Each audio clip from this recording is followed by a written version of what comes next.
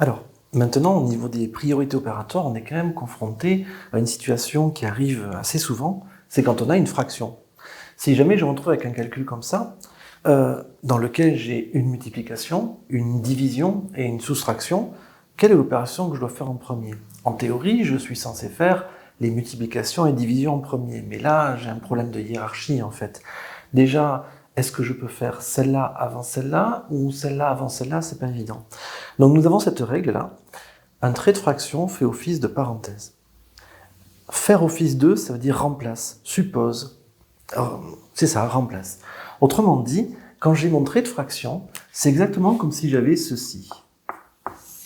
4 fois 5 sur 6 moins 2.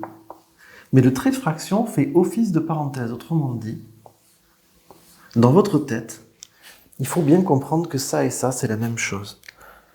Ça, c'est l'écriture habituelle, simple, légère. Mais en fait, on devrait écrire ça. C'est-à-dire qu'un trait de fraction suppose l'existence de parenthèses, qu'on n'écrit pas.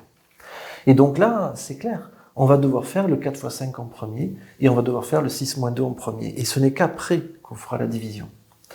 Donc, ça va nous donner tout simplement 4 fois 5, 20, sur 6 moins 2, 4. Résultat final, 5. Alors, je vous propose de faire quelques petits exemples pour mettre en pratique ce genre de choses. Un trait de fraction fait office de parenthèse. Allez, sur le premier, très simple, application directe de ce qu'on a vu. Essayez de le faire, mettez en pause et on corrige tout de suite.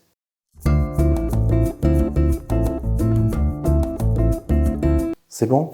Donc, 2 plus 16 sur 5 moins 2, donc un trait de fraction fait office de parenthèse. Donc j'ai des parenthèses ici et là. Je vais donc commencer par mon addition, même si j'ai une division en fait. Je vais commencer par mon addition et ensuite je ferai ma division. Donc on y va, 2 plus 16, ça fait 18. Sur 5 moins 2, ça fait 3. Et 18 divisé par 3, ça fait 6. Un trait de fraction fait office de parenthèse. J'en mets un autre. Alors, essayez de faire celui-là, il est légèrement plus difficile, mais ça va quoi.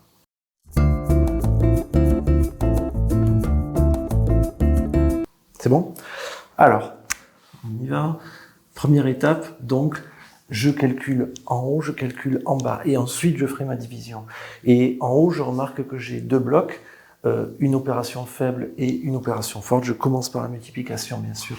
Ce qui va nous faire donc du 17 plus 15.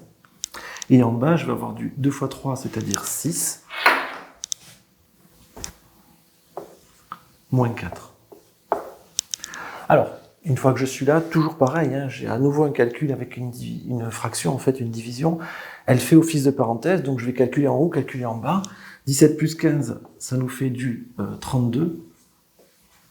Sur 6 moins 4, ça fait 2. Résultat final, 16. On le met un autre? Alors celui-là, il est un peu spécial, je vous laisse réfléchir.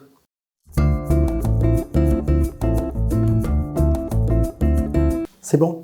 Alors là, on va enfin comprendre pourquoi le prof de maths vous embête avec la hauteur du signe égal depuis si longtemps. Quand on écrit ça,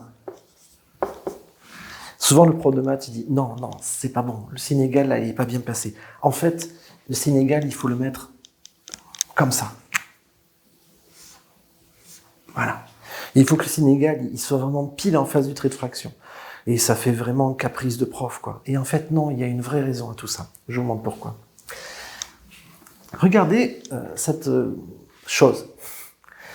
Là, j'ai mis mon signe égal ici. Ce qui veut dire qu'en fait, c'est ce bloc qui est divisé par ce bloc. Ça, c'est le trait de fraction principal. Ce bloc divisé par ce bloc. Si jamais j'avais mis mon signe égal ici, ça aurait voulu dire qu'en fait, c'était 24 qui était divisé par tout ça. Et c'est pas du tout le même résultat. Ça donne pas le même résultat du tout. La hauteur du signe égal a réellement une importance sur le résultat du calcul, une influence sur le résultat du calcul. Donc là, grâce à ce signe égal, je sais que ça, c'est le trait de fraction principal, et donc, en fait, je sais que j'ai des parenthèses qui vont être ici et ici. Bon, on y va, on commence à faire le calcul. Pour calculer cette chose-là, donc j'ai un trait de fraction qui fait office de parenthèse, donc je vais faire 24 sur 2. Oui, 7 moins 5, ça fait 2. Et donc, en dessous, qu'est-ce que je vais avoir? Je vais avoir 16 moins 2 fois 5, c'est-à-dire 16 moins 10. Priorité à la multiplication, bien sûr. Et là, à nouveau, j'ai un trait de fraction principale qui est celui-là, donc c'est tout ça divisé par ça. Il faut que je calcule ça. 24 divisé par 2, ça fait 12. Divisé par 16 moins 10, ça fait 6. Et 12 divisé par 6, ça fait 2. Donc faites attention à la hauteur de votre signe égal, il peut être extrêmement piégeux de mal le placer. Je crois que c'est tout pour les exemples que je voulais vous donner. Je vous remercie d'avoir vu la vidéo. Mettez des commentaires pour savoir, pour que je sache en fait ce qui vous a bloqué, ce qui vous a pas bloqué, comment vous aider. Et à bientôt. Au revoir.